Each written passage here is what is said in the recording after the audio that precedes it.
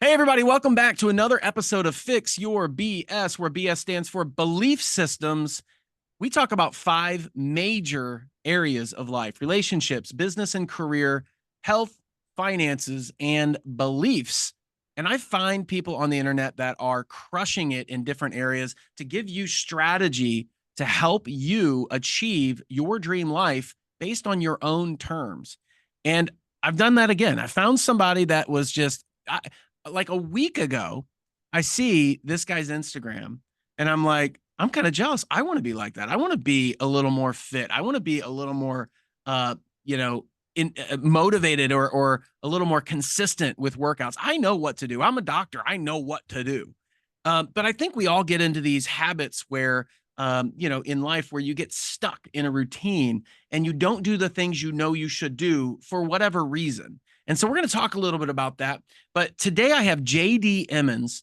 He also actually goes by Dale. So Dale Emmons and his wife, Cory, and they actually have an Instagram page, Fit Over 40, Fit Over 40. And it's Fit Over 40 Dad, because he really focuses on helping other dads achieve their goals, keep their success, and live life through sobriety and fitness. But they've also been married. Dale and Cory have been married for 28 years. 28 years. He's 47, 28 years, and they have 11 children, 4 grandchildren, and run several businesses from home. So they're hitting multiple pillars. So excited to have you guys here. Thank you for being on Fix Your BS. Really excited about this conversation. Yeah. Thanks for having us. Yeah, absolutely. Thanks for being here. So, a little bit of backstory for you. When you turned 39, you decided to start working out and change your frame. Okay, 6 foot, 149 pounds at the time. Yeah. Let's talk about that for a second, because I'm 6 foot and I'm like 225. So I Yeah. can't imagine. I shouldn't be, by the way. I should be 205, but I can't imagine being 149. So talk to me about that. Was that like where you were your whole life, or where were Yeah. you at Yeah. that time? I'd always been, that was just that was just where I was. Yeah. So I traveled a lot for my job, and I was actually on a job down in Florida with a friend and his wife, and she was a fitness coach. And so they persuaded me to go to the gym. That was my first experience with pre-workout. I was all jittery, got to the gym, had no clue what to do. And she's outlifting me on everything. And I thought, this isn't cool, So um I think I was 38 or 39, and it just kind of So you went. had a kick to your ego, is what happened. You were like, Yeah, this for is sure. unacceptable. Yeah, she was a pretty strong girl, but she was a girl. I'm sorry. No, you don't have to say sorry. In fact, I love it. We talked about this before, but no need to say sorry. Yeah, It there's is some what it strong is. girls Like, out there, but I was definitely not where I should have been, and I had no experience with of any of that, so it was just time for a change, and I was ready for it. So I love that you put that here. You said it was time for a change, a big change that required big changes. yeah, And it's so simple when you just state it like that. Like, if you are where you are today and you don't like where you are in your relationships, in your business, in your money, in your health, in your fitness, whatever it is, you need to do different stuff. right, And you had a moment that kicked you between the eyes and was like, I got to make big changes. This isn't who I'm going to be. Most people don't actually get to that point, or that it takes them years and years and years to get to that point. So, are you grateful that that happened, or do you think it could have happened earlier than 39 and you passed over it and it was like, oh, it's okay, not a big deal? yeah. No, I'm grateful. I think that was the right timing. I don't think that if I'd have been exposed to that situation before, I don't think I would have been ready. Just there was a lot about the timing that was right. There was some business stuff going on. There was some family stuff going on. I was about to turn 40. There was a lot of things in the works, and so I really am grateful, and I was ready and in a position to be able to take the small steps that were required. Like that's one of the biggest mistakes that people make, is you try to eat the whole elephant at once, and it just doesn't. You can't do it, and you get burnout, you get frustrated, you get overwhelmed. And so for some reason, I was able to, at that time, just have my mind right. And she was, I mean, you know, the wife was really good at kind of showing me the steps. And so that was, again, like my first introduction. And then I just took it from there and just kind of went on my own for a while, and just continued to grow. But yeah. So Cory, tell me about, so you guys have been married 28 years, right? Yes. And at that time, it was maybe 18 years ish. Right. Around that time. Yeah. Okay. Tell me about your perspective. Like, how did you support him in this change? Because obviously there were a lot of things that had to change. There might have been dates and eating out and cooking dinners and things that he would be like, well, I can't do that now. Yeah. So, I mean, at the time he was really traveling a lot for work. So he was like, really in another state, like during the week. And so he would just work out with them after work. They were on the job with him. And then he drove home every weekend, and he would be home for like 2.5 days and then drive back to work. So not a lot changed, like where we were at home, but he did bring home DVDs, and he's like, okay, you got to do this with me. And I've always been into nutrition, and I've always walked, because I've been pregnant for like ever. And so I mainly focused on just walking and things like that. But he brought home these DVDs, and he's like, all right, here you go. You're going to do this with me. And I was like, I don't know. Like, oh, I don't want to get bulky. I was thinking that, and come to find out, it's much harder than you'd think to get muscle. Yes, it is hard. It's just repetition and time is really what it is. You got to do the right activities repetitively. I'm going to go out on a limb, and I don't have this information, but I'm going to guess the DVDs that you brought home 10 years ago. Tell me if I'm wrong. Was it P90X? I think it was Beast. It was the same, yeah. P90X, the second level, which was Beast. Yeah. I went through that same thing. I came home with these DVDs set, and my wife's like, whatever, you're going to do this. And I did for a period of time, and it did a really good job. But I remember the first day was like, you're going to do an hour of push-ups and pull-ups. Right. And I was like, for 3 days, I'm like, I think I might have overdid it. I think I might have overdid it. Yeah. I think that a lot of people do that, though. They have a moment, and like you said before, they bite off too much at one time. And then they end up hurting themselves or getting so sore that they're like, I don't want to go through that again. So then they back off and fall back to their original patterns. So I'm going to ask a couple questions, but the first one is, in changing those patterns, how important was it having a supportive, spouse or significant other there to say, absolutely, we're in this together? Yeah, it was extremely important.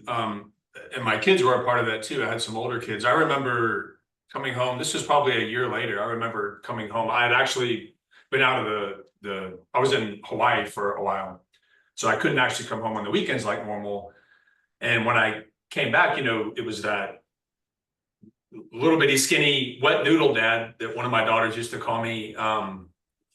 And then I came to 30 pounds heavier in a fairly short amount of time. And so I remember my son, just kind of being in awe of this new person, and he was inspired. And he had already, that particular son, my oldest, he was already into CrossFit and things like that. And so it just inspired him to keep going. And he's kind of a real go-getter and everything. And then of course, yeah, my wife saw a difference.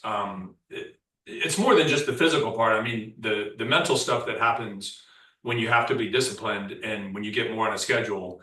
And you actually, for me, being skinny like I was, a lot of people that have never experienced that extreme underweight, I don't know that they can fully understand that there's something mental. It's like, it's a self-esteem thing as well.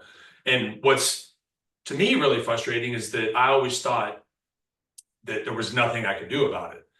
and it was just like my genetic makeup, and that's just how I am, and so whatever. And so you try to play it off, but it just didn't ever go well with me. So when changes started happening, yeah, the family was super supportive and definitely helped in the process of continuing. Yeah. I love that you recognize that, though, that was basically a limiting belief. And a lot of people have limiting beliefs. Most of the time it's the opposite, though. Instead of being really thin and wet noodle dad. That's interesting. I love that. I don't know which one of your kids' daughters named you that or said that, but that's awesome. Yeah. But, it's most of the time people going from overweight to wanting to be more fit. And it's the same process. You have to do different activities to get different results. Right. But, pointing out that it's a limiting belief, literally, like, I didn't think it was an option for me to be able to put on weight. And I hear both ends of that spectrum. I've been in my practice 17 years, and I've heard people say, well, I can't put on weight. It doesn't matter what I do. And I've also heard the opposite. I can't take off weight no matter what I do. Yeah. Was there something that you remember, like, that you would repeat to yourself on a regular basis that you were like, it's no point, it's not going to work, or there's nothing I can do, it's my genetics? Or was there a phrase that you repeated a lot that you were like, that's bull crap? You mean whenever I started, making a change? Yeah. I don't know. Interestingly, I've always been kind of a no excuses type person. So I don't know why I would always let that one thing, stay there, because that's not how the rest of my life was. We overcame a lot of obstacles that were seemingly impossible, and that one just was there. So I don't remember a specific thing that I used to tell myself necessarily, other than just being kind of I don't like the word motivation, but just being inspired that I actually could make a change. And so now I actually enjoyed it. The first time you go to the gym, if you've never been in a gym, it's very intimidating. And especially, my first real experience going by myself was, this was probably 5 or 6 months later after my initial start. And this was in Hawaii. Well, the gyms in Hawaii and Oahu, like, these aren't just normal people going to the gym. There's several hundred, like, of the most beautiful people in the world all going to the gym, and that's all they do. And so you go in there and it's like, I don't know. I remember trying to bench and like the plate falling off the bar. I had no clue what I was doing. None. No one there to help me. And so I just fumbled through it. But what was really cool is, I guess, in that, being inspired just by doing it and seeing results, but just the support that people, just strangers, would give you in the gym, to this new guy that obviously had no clue. That was pretty encouraging too. So yeah, there wasn't really a specific saying, but just the inspiration of seeing change, and then the community support was really good. The getting going, I think a lot of people do that with a lot of things. They get this moment of inspiration, I'm going to do something, and then they go and buy a DVD, or they join a gym, or they have moments of, like in New Year's, that happens a lot, where people are like, I'm going to lose weight, and then they go buy something or join a gym, and gyms bank on that. They literally know people are going to be there for 2 that's weeks. how their model is set up. Right, exactly.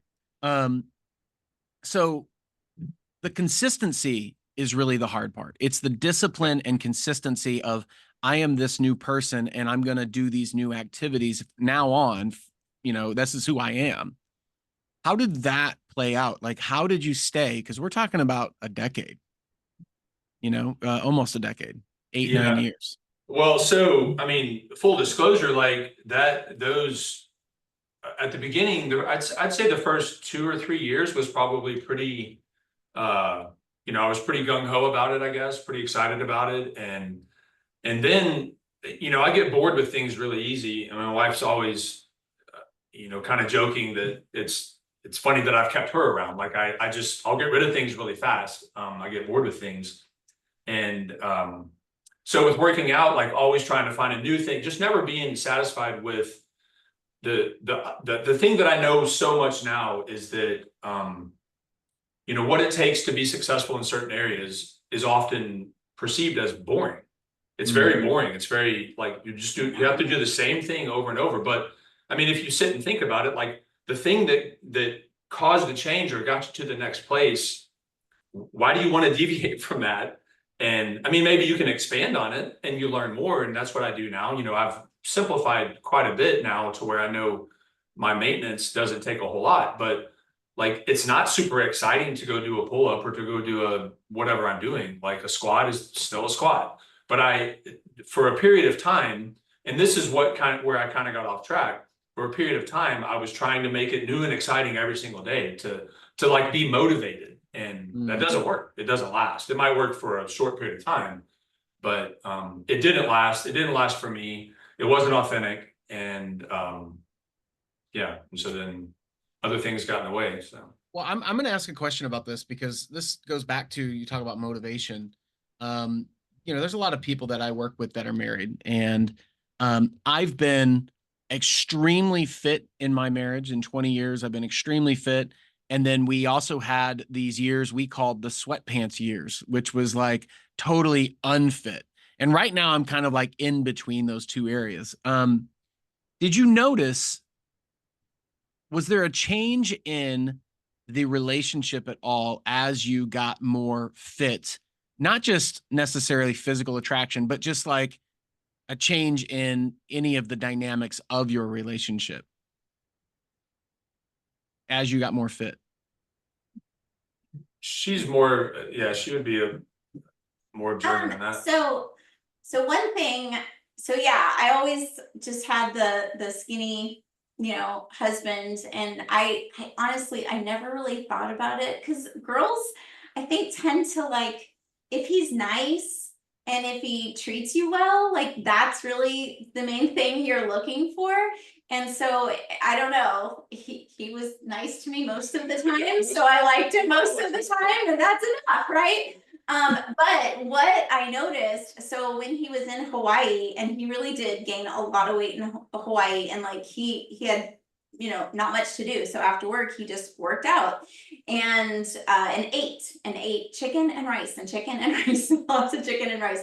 And so when I went out there to visit him, and we went and hung out with some people, you know, at the beach, and they were like, "Oh, what does your husband do?" And I was like, "Oh, he's in security." And they were like, "Oh, I believe it." Like, and that was the first time that I really saw like other people seeing him as like, wow, he's like a big, tough, strong guy. And so yeah, and it was really new to me too. So I, you know, but seeing him through their eyes and being like, wow, they think he is like big and strong and like he could be security. So that was kind of a cool thing. Anyway. It's cool because you were going through your whole history of knowing him, and they're seeing him for the first time, and their perspective is that he was like this the whole time. Yeah. Yeah. You're like, dude, he was 30 pounds lighter. What the Yeah. heck? Yeah. Yeah. Yeah. And then I'm sure there was, you know, again, when a person's more self-confident, like there's just a lot of positives that can come from that. You know, I mean, obviously there's other life stress that come up. We were going through business transitions and moving, and like there was all kinds of things. My work schedule was pretty crazy once I got back to the States. And you know, but we had a plan, we had a vision of why. And I think being a little more in the fit world, you know, just being a lot more healthy, I had a lot more energy to sustain a lot of that stuff too. You know, that was so, yeah, it had some ripple effects for sure. Did you see any ripple effects in the mentality side? Because it takes a lot of discipline to do what's necessary in order to get the result you're after, even though it's boring and repetitive, because that's literally it. That's so true. That's why a lot of business owners and entrepreneurs, they end up taking their first business and starting something new because they're bored with the first business. It's like, I've had so many entrepreneurs that have come to me like, "Oh, help me start this other business." And we analyze their first business, and I'm like, "You're not ready." They're like, "Yeah, but I'm bored." I'm like, "That's where the big money is the boring stuff. You're at the part where you're actually going to make the money now. Like, why would you get out of it?" And it's because that kind of spirit is, you know, boring, but or that kind of spirit doesn't like the boring stuff, even though that's where the winning really happens. But did you notice any side effects or other effects of the mentality of that discipline spill over into other areas of your life? Not back then, but I feel like but I mean, definitely in November, December, when. Oh, definitely. More Yeah, recently, this it's time. changed completely. Yeah. So. Tell me about that. What do you mean? Change. Well, Yeah. I guess it probably need to back up a second. I think a lot of the reason that there wasn't a big awareness of, you know, a lot of the benefits like there are now, was because that's also the same time that I started drinking. I hadn't really ever drinking at all up until that point. So I didn't do anything in school. I maybe had a Zima once in high school, you know, like back in those days, and then never did the party scene, never really drank at all. And so it wasn't until I started working out in my late 30s, early 40s, and that's whenever I started drinking beer, and I started, you know, other types of alcohol that, and what I know now that I didn't know then is that, you know, I just kind of stayed in this maintenance state, just like doing the bare minimum to kind of keep somewhat of at least keep the weight on. Like I wasn't really doing even the hard work anymore, eventually, probably about 3 or 4 years into it. And I definitely I wasn't in any kind of growth mindset at all. Although we were doing a lot and we were, like I said, transitioning businesses, you know, getting rid of one and starting another one. And there was a lot involved with that. I was really good at pushing through the pain, but, you know, whatever time at the day, I was just ready to stop. And, you know, that time became earlier and earlier and earlier to where it was like 2 or 3 o'clock in the afternoon. That's when my first drink was. Like when you're working from home, like you can drink whatever you want. Right. So, Right. And so that definitely kept me from experiencing the fullness of, you know, like the experience that I had in November, is completely different. You know, everything is different about it. And so getting rid of the alcohol finally and continuing to be super consistent, not with daily habits, but, you know, they do become habits. They just become a part of who you are.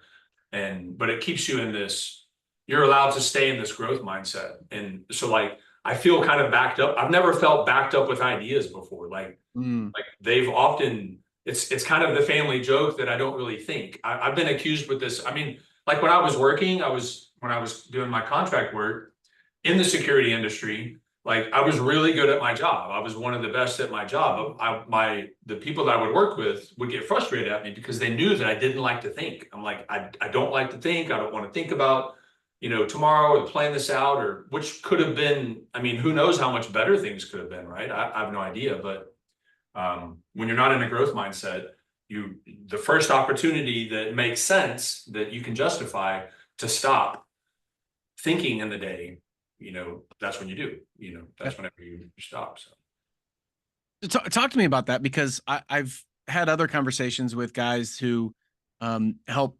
men with sobriety or not even sobriety, just avoiding alcohol, and because they relate it, most guys relate it to success, or they relate it to hanging out with buddies, or they relate it to like, oh, I deserve this, I can relax. They do the same thing with food a lot of times too. People connect that with, oh, I deserve this because, you know, I did get my workout in, so therefore they eat the cake or whatever. But tell me a little bit, because I'm trying to get the time frame, the tracking of that. So you turn 39.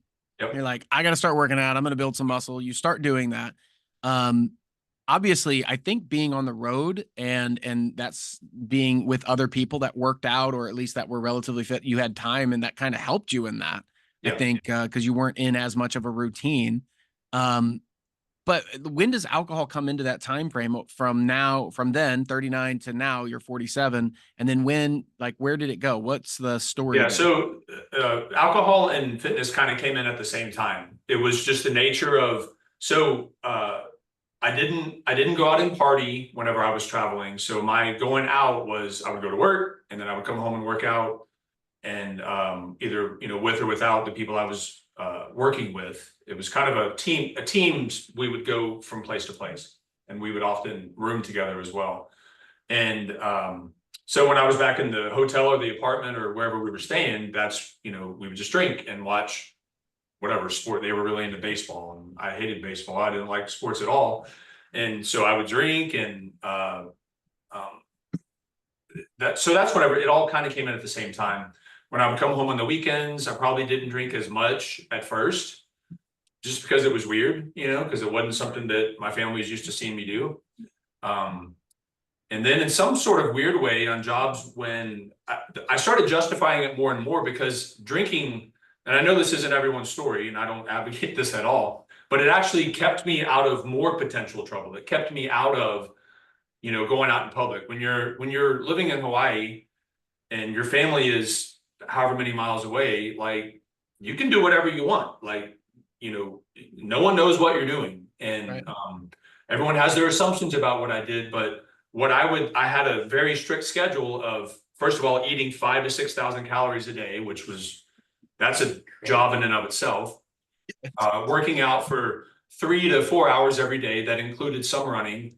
And then I had a very strict regimen of, I would eat 2 to 3 chicken breasts every day and rice and 2 or 3 beers. And then during that same time is when I got introduced to Crown Royal, was the first one I ever started drinking. And I didn't like it, didn't make sense to me. And so I stuck with the beer for a while. And eventually it was like, well, if you're going to be cool in the drinking thing, then you got to do the alcohol, you got to do the brown liquor. And, an interesting side note about food, my body is so super sensitive to just any kind of input. Food, like, I can't overeat on unhealthy stuff. I will immediately get horrible headaches or, digestive stuff. And so with alcohol, I would get that a little bit, but I was able to push through it enough to where it became, it didn't happen anymore. And so, in fact, I would feel bad unless I was drinking. So for me, drinking was my thing to go to. My body wouldn't let me do the food thing. I don't know that I would have, but that was just kind of my special gift. But I started justifying the alcohol more and more, because it, in a sense, kept me out of trouble, kept me out of, other things that could have been going on. And of course, my, over time, health started to deteriorate. And of course, that took probably 8 years or so before I really even started noticing things. That was probably in 2021 or 2022 that I started really noticing some health stuff. Like, we moved to a house with a stair, our bedroom's upstairs, and like, I would stay up really late at night, and my drink of choice was Michter's Rye with Red Bull, because bourbon brings you down and Red Bull keeps you up, right? This is like the worst thing to drink, but I would drink a bottle every 3 days, and just, that was my thing. And then we have a really nice place here. And so I would have a lot of friends over all the time, and we would just celebrate that our business was doing well. And we just bought this amazing property, and we have a beautiful pond. And anyway, and so it's just like the atmosphere just kept being more and more conducive to drinking more and more. And so,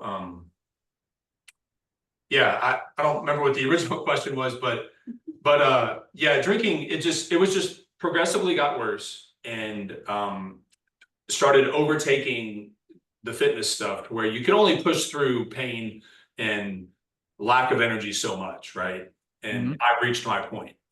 And so it was in January of 2023 that I wanted to make a change. And so one of the things that I had just read about was doing cold plunging. So I started doing cold plunging in our pond, and I thought, well, if I do this, then, I'll at least, how many times have we talked about, we'll just drink on the weekends? Why don't we just drink on the weekends, Because Cory was never a drinker either, but I would encourage her to drink because she's more fun when she was drinking. That was my justification. And it was red wine. Of course, red wine's good for you. So there's so many things you can justify it however you want. And so, but cold therapy was my first steps, but I continued to drink, even though I was doing the cold therapy. And then I tried to get back into the gym a little bit, and I was fairly consistent with it, but just my emotional state was horrible. And that took about 10 months. I even trained and ran a marathon trying to think that would stop me from So what was it? What was the thing? You said last November. That must have been when it stopped. So what Yeah, was it? so after Thanksgiving, 2 days after Thanksgiving, 3 days, whatever that Saturday was, I woke up and I literally, the first thought out of my mind was, I guess I'm not drinking anymore. And it was just like that. Now,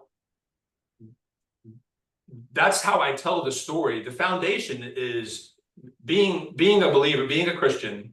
That's the foundation that I've had my whole life. And that was one of the reasons that I didn't drink up until I was in my late 30s, because not that it was like a sin or whatever necessarily, but it didn't go well with my lifestyle, with this big family. We had a lot of kids at that time, and it didn't work. But eventually I was able to, you can twist things in your mind and make things like I have free will to do whatever I want type stuff. And so that's what I started doing. And but that foundation was always there. And my wife and kids were, although they didn't realize, I don't think they realized, my kids especially, the extent of the problem that I had, because alcohol consumed my every thought. No matter where I went, we just went to a bowling alley on this weekend for one of my kids' birthdays. And on the way there, I told my daughter, I'm like, this will be the first time that I've gone bowling without drinking. She's like, wow, you were drinking then too? And I said, everywhere, babe. Everywhere I went, I was drinking. I had it in a cooler, thermos, whatever. What's it called when you facilitate I was the guy that did my son's wedding. And I had that sweet spot of where I could be not drunk and not out of control. I officiated the wedding. And but yet just like feel good, right? I knew how to do it. I had it down to a science. Occasionally I would overdrink, but eventually, the physical state started catching up with me, but the emotional state was horrible. So many ups and downs, and I'm already kind of like a over anxious type person anyway, and it just made it all the worse. And the first time I kind of experienced that was in the Christmas of 22. And then it took 11 months of just fighting this battle of, I want to stop. I may have gone a day. That might've been my longest stretch during that 11 months.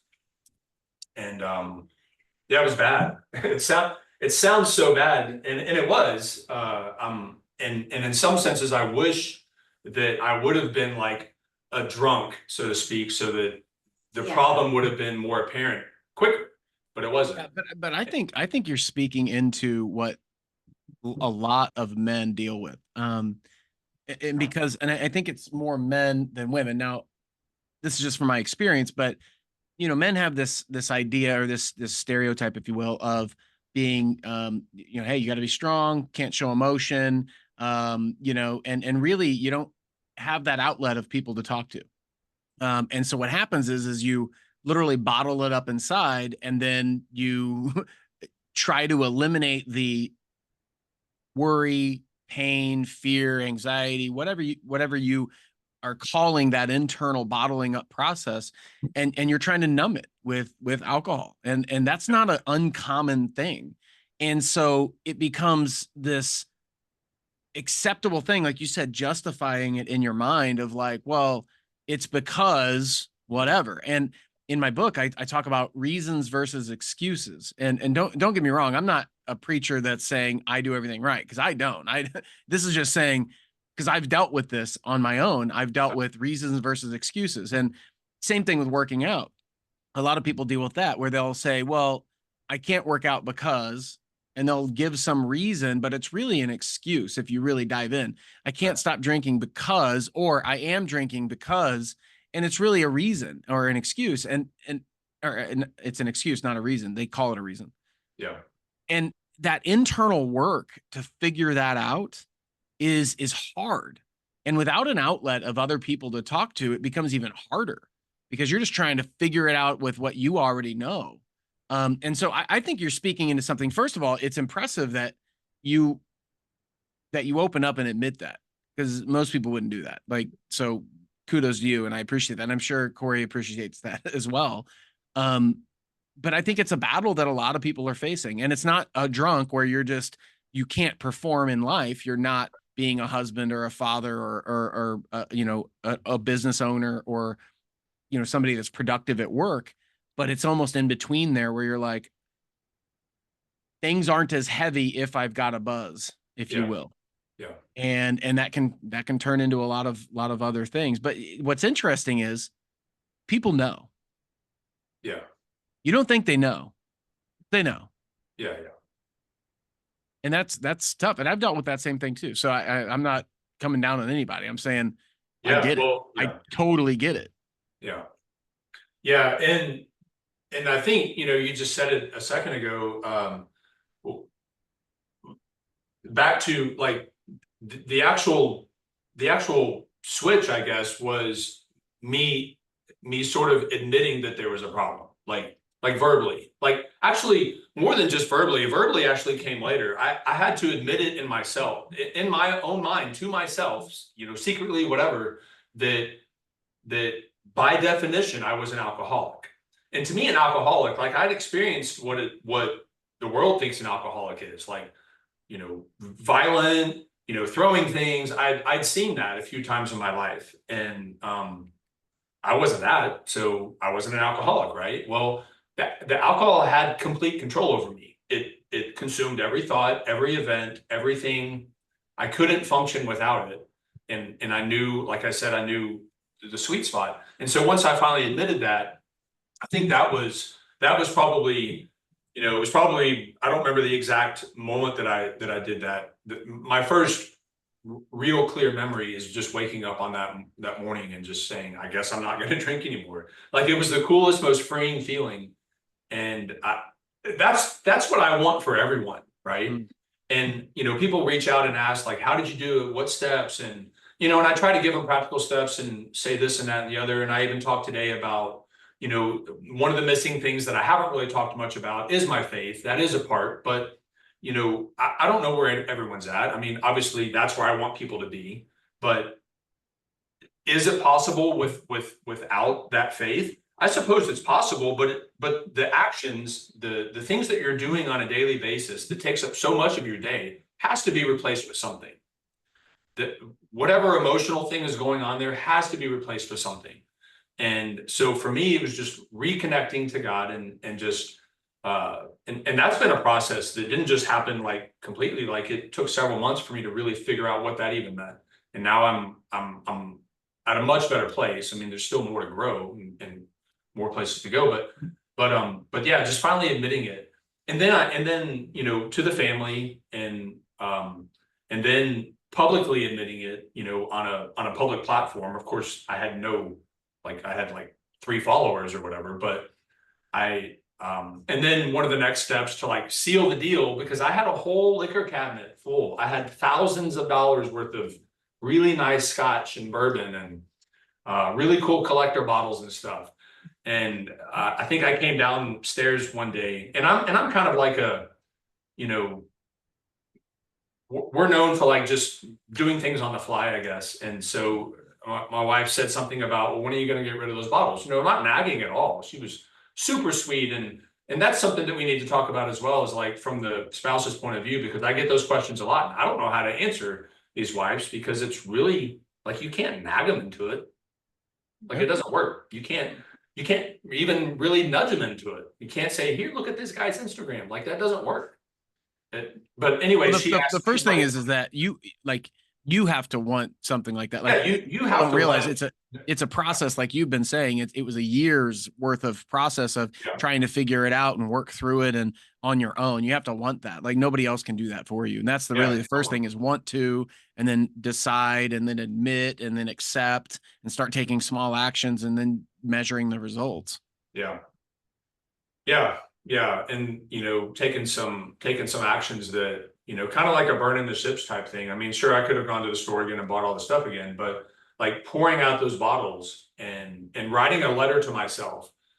First time I'd ever really done that, but it was like a letter to myself, kind of like going back to when I started, like if I'd only known what I know now type letter. And it was really powerful to me. And I think it spoke to a lot of people.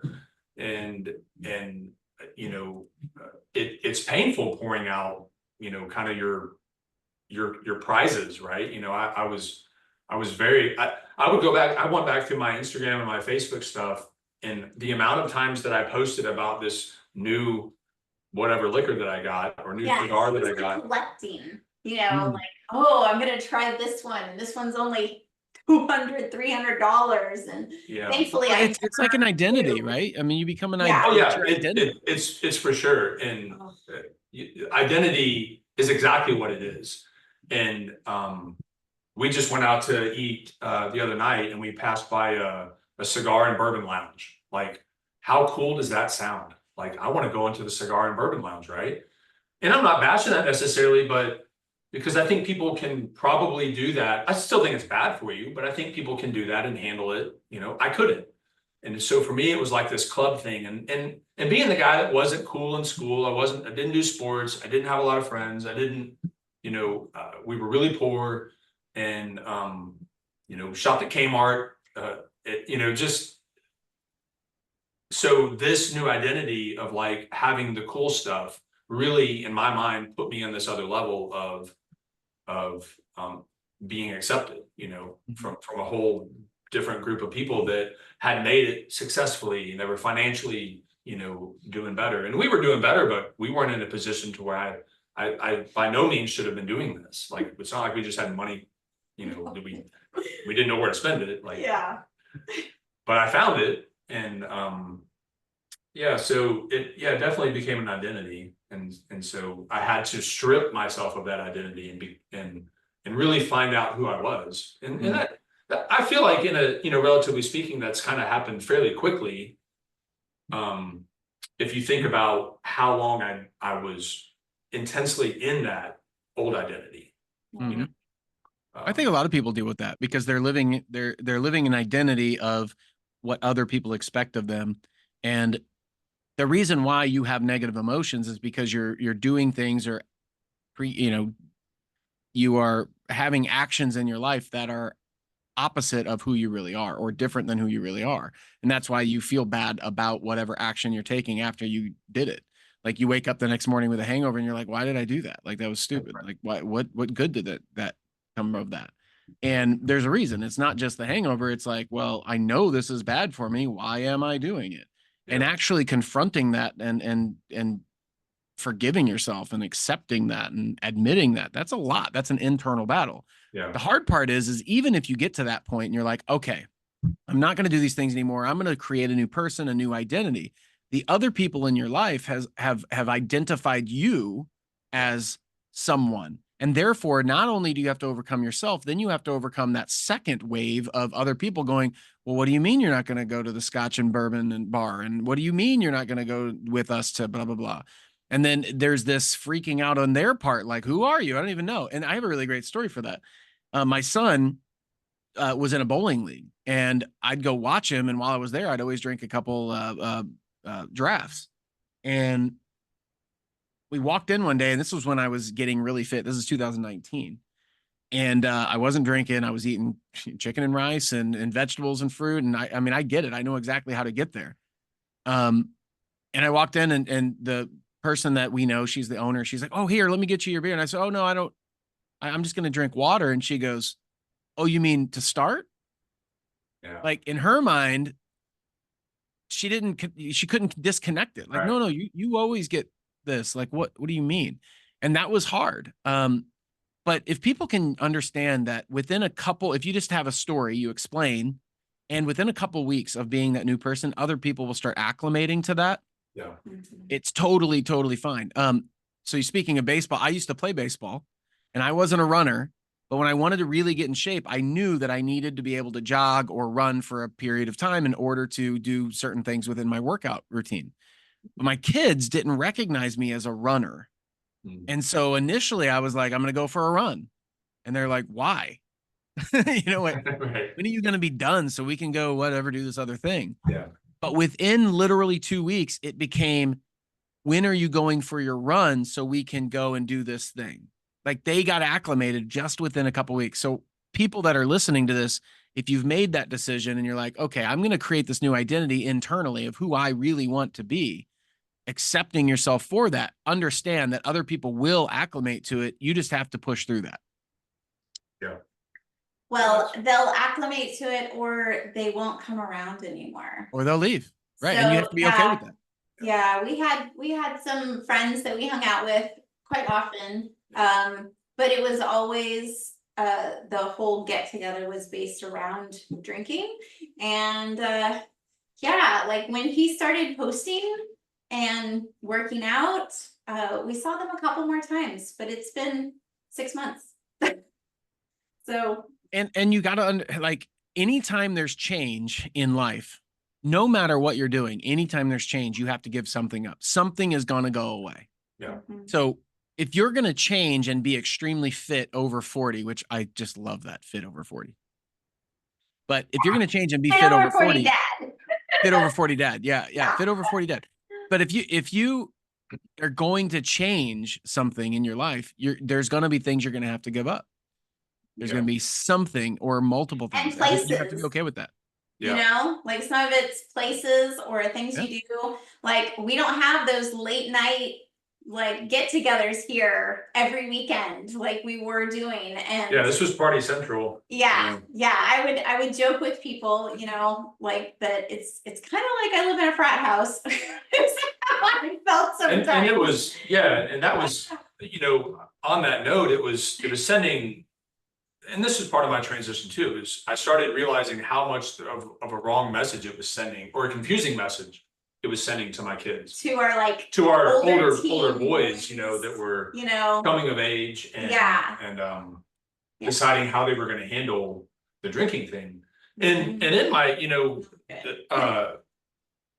kind of, I don't know how to say this, but like, you know, some people, I think whenever they go through a sobriety transition, they have to let everyone know, right? Like in their physical world. And obviously, you know, people around me knew and it was aware, but I didn't, I tried to be super sensitive about not appearing judgmental to other people. So that, cause I really didn't care. I really don't care if, like my wife still has a glass of wine or a beer or whatever. Here, I mean, it's very rare, but like, I'm not like staring her down saying, you know what that's gonna do. Yeah. And my oldest son, you know, he'll have a beer here and there, although he's realizing it's like, what's the point? Like, I don't even, it's not even fun anymore, you know? And he's really into running. So it's like, it's just holding me back from what I really want to do. Like, why do I want to continue to do this? And so, and they've seen the positive, you know, results from my transition, but people, even though I went out of my way, you know, in my mind to not be judgmental and not really talk about it a lot, and to kind of do like a break the ice, like, look, this is where I'm at. I just don't do it. This can be the last conversation about it. However you want to do it, it doesn't matter to me. And some people just, they don't acclimate. Most do, but some don't, and that's fine. You know, that's just part of the human existence, you know. But you have to understand though, that has more to do with them than it does you. Oh, sure. Yeah. They're seeing in you something that they can't understand within themselves. So they're just like, I don't know what to do. Like, you know, they're trying to justify their own actions through somebody else and be like, well, that's, you know, I can't see myself doing it. Well, who cares if you can't? Like, that's fine. Do you, man. It's no big deal. Yeah. But they're going to feel differently if they have that internal battle going on. So, and it's the same thing with weight loss. It's the same thing with working out, same thing with money. You know, as I've earned more money and become more successful, there's people in my life that are just like, oh, you're too good for us now. I'm like, what, where did that come from? What are you talking about? Yeah. Because you have a nicer car. Like, okay. Like, how is that being, I'm here. What are you talking about? Like, that's their own internal battle. So I don't let that get to me. I'm just like, dude, you can have the same stuff I have. Like you can. You just choose not to put in the time and energy into the thing that I do put my time and energy into, which is personal development, reading books, self-help, listening to YouTube, you know, doing things like this to become better. I mean, I've learned stuff from you today that in over 100 episodes of this and writing a book and 17 years of a career that I you know, didn't know or hadn't experienced. So, that's why I love doing this. You know, I get nothing really from this podcast. I don't make money off of it, except I get to meet great people who have experienced life and share that with other people. And I really appreciate it. I guarantee you there are people listening to this right now that are thinking, he did it, I can do it. Yeah. Yeah. Yeah, And for sure. Yeah. if there is somebody listening to that, comment, put it in the comments, ask Yeah. questions. You know, go over to Dale's Instagram page. It's Fit Over 40 Dad. We'll have the links as we always do in the notes, but Fit Over 40 Dad. Look at some of his posts, man. There's some really awesome things. And one of the things that I really love that you did too was you continued to work out during, you know, while you were drinking over a period of time. A lot of people choose one or the other. They're like, well, there's no point in me. I have to choose. And so they're like, oh, I'll just choose the drinking because it's easier. It's harder to work out, and it's really harder to work out and stay fit and build muscle while you're doing that. So that this is going to sound, I don't know how it's going to sound, but you're really strong for doing that. Like, well, I think it was his justification because he would tell me that all the time too. He's like, you just have to work out twice as hard and then you can drink. I mean, he was just trying to like justify and get away. He's like, you just have to work out more. The older you get, you gotta work out more, but then you can still, you know, and I'm like, I don't know. Yeah, and I was able to carry that out for a period of time. But then it just wasn't working. It really steamrolls you at the end, you know. Yeah, it was really that mental battle that I didn't even know you were going through. But yeah, there was such a change. And I remember you walked around and you were asking all the kids, like, what do you like best now that I'm not drinking anymore? And I think all of them pretty much, well, some of them were like, what are you talking about? I didn't know you drank. You know, the younger, they don't even know what's going on. Oh, the younger ones, yeah. The older ones are like, well, mom's much happier. So wow. That's definitely good. Yeah. So there's just been a huge difference in our business, in our marriage, in intentionality. For so long, I felt like I was like dragging him along, you know, like, come on, we got to build this new thing for our business, or we need to go to this conference. And, you know, and it was always like, well, I'll go with you, but I got to go get a drink. Yeah. No, and that's, I think that's so common. And one of the things that you said, Dale, was you know, well, actually, Cory, you just said it about Dale. You said, you know, he didn't have anybody really to talk to. There was no soundboard. There was no, he was having this internal battle and you didn't know it. And that is so common in, you know, men that are 30 to 50 years old. I see it all the time. You just don't know where to go, don't know who to turn to. Like, who am I going to talk to? And what I found too, I've contacted in some of my hardest times, I've contacted some of my mentors and people that I thought were friends, and, you know, they'd give me a little advice, and then months later, they still hadn't called or checked, you know, like, so I just want to challenge everybody listening to this, you know, call and check on your friends, like, call and check on them just to see how they're doing. Like, we'll see what they're up to, and be real with them. If they're really your friends, they should be able to tell you something, and you're not going to judge them or come down on them, because guess what? If you do that one time, they won't tell you anything in the future. Right. So, and if you are somebody that's dealing with that, you know, like I said, type it in the comments, but reach out to somebody, whether it's a paid counselor or whether it's just a buddy, or your spouse or whoever you trust. And I would start the conversation off with, look, I'm dealing with a lot of internal stuff, and I don't need somebody to judge me. I need someone to be there with me so I can figure this out. And if you can be that person, I'd love to have a conversation. But if you can't, then I'm going to need to move on to somebody else.